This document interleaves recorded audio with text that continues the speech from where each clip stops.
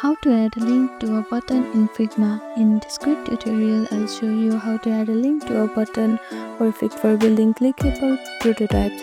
Let's get started.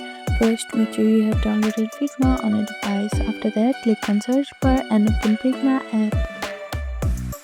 Now open an existing file or create a new one. After that, select the button you want to make a clickable.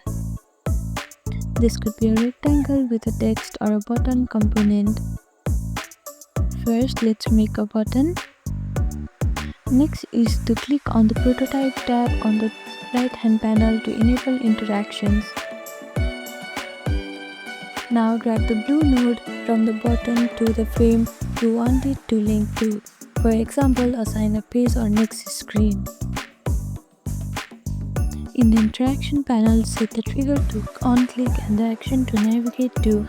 You can also add a transition animation like Smart Animate or Instant. If you want the button to open a website, use a plugin like Link to URL. It allows you to assign external links that work in previews and handoffs.